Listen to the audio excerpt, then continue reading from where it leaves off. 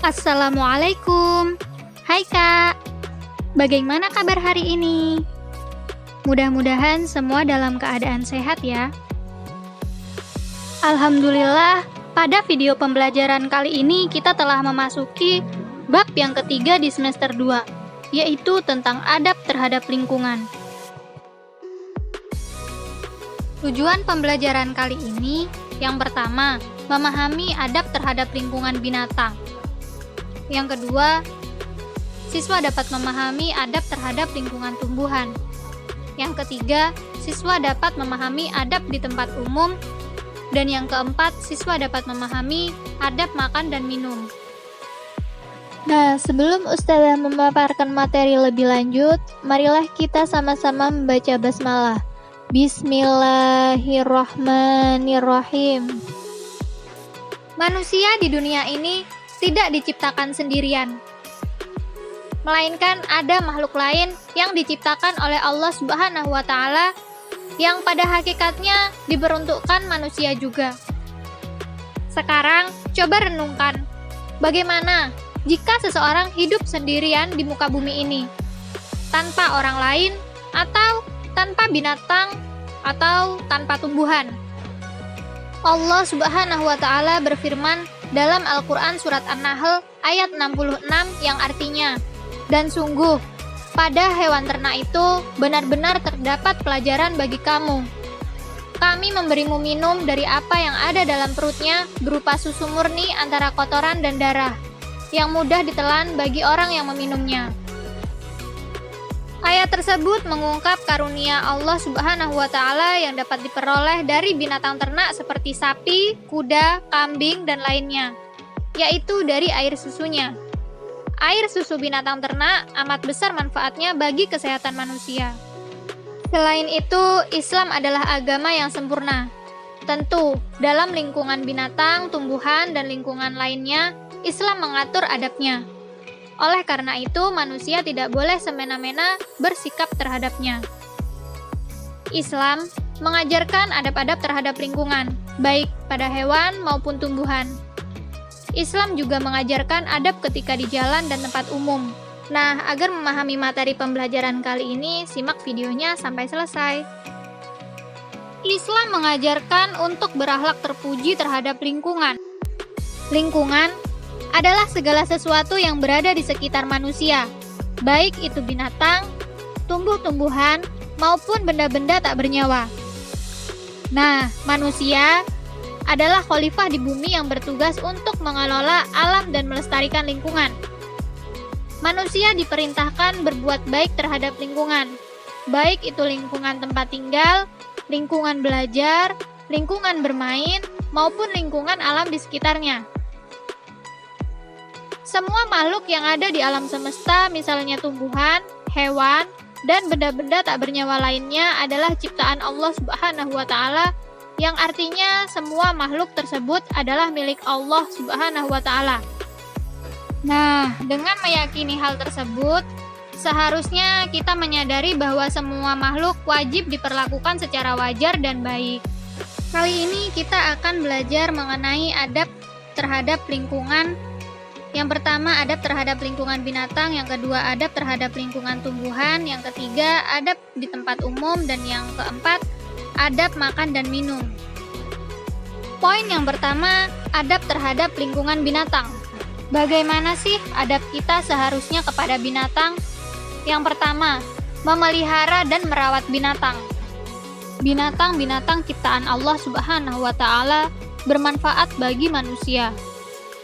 Bahkan beberapa binatang ada yang dapat dimanfaatkan tenaga, air susu, madu, daging, kulit, dan bulunya. Oleh karena itu, kita diperintahkan untuk memelihara dan menyayangi binatang. Bahkan, apabila kita hendak menyembelih binatang ternak, harus menggunakan pisau yang sangat tajam supaya binatang ternak itu tidak lama merasakan sakitnya. Nah, hal ini ada kaitannya dengan adab terhadap binatang yang kedua, yaitu tidak menganiaya binatang. Karena Islam melarang menzalimi binatang secara fisik. Adab terhadap binatang yang ketiga yaitu memberikan hak-hak binatang.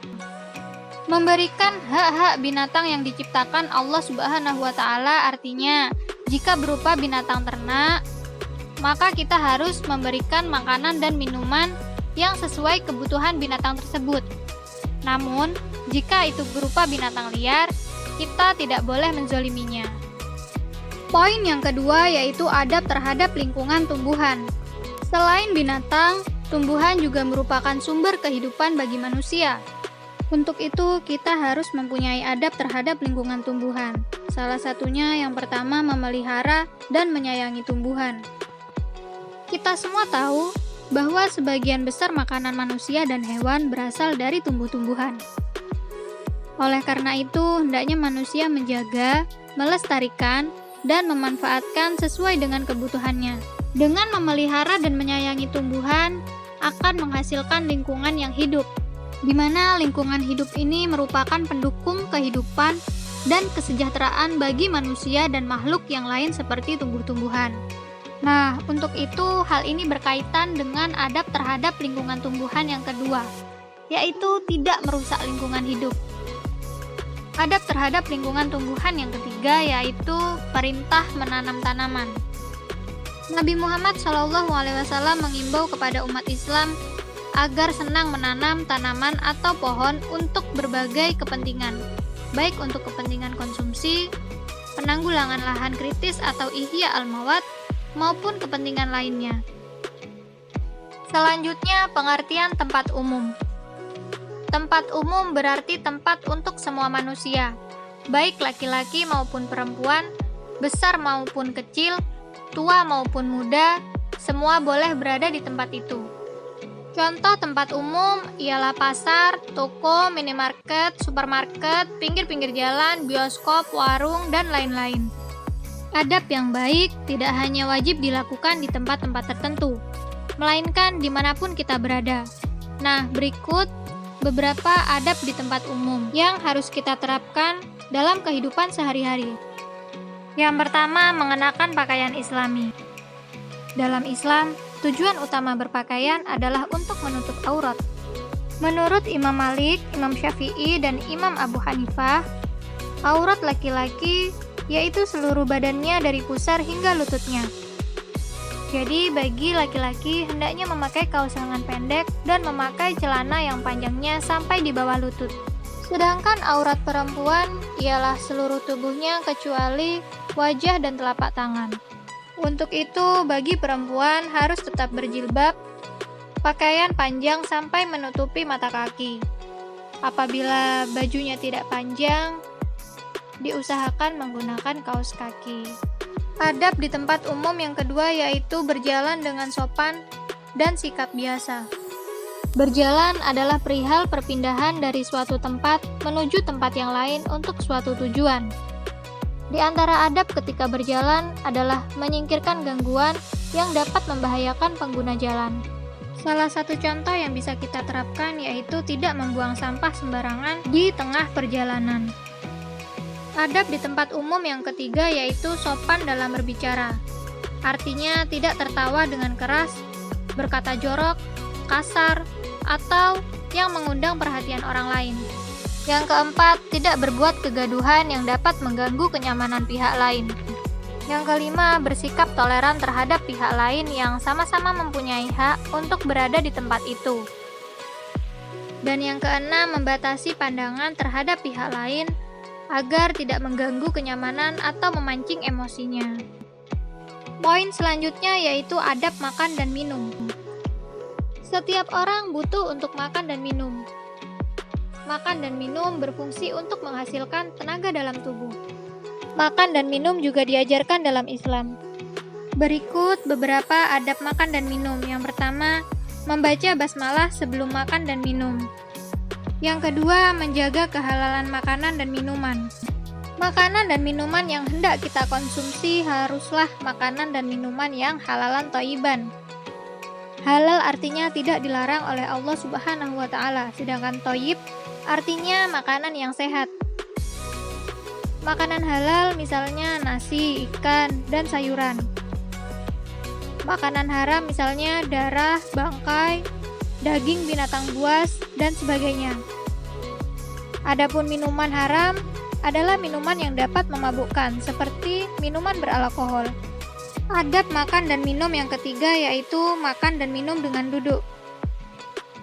Yang keempat, tidak berbicara saat makan dan minum. Yang kelima, tidak mencela makanan dan minuman.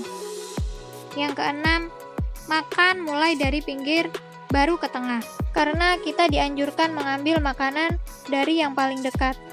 Yang ketujuh, tidak meniup-niup makanan dan minuman. Yang kedelapan, berhenti sebelum kenyang.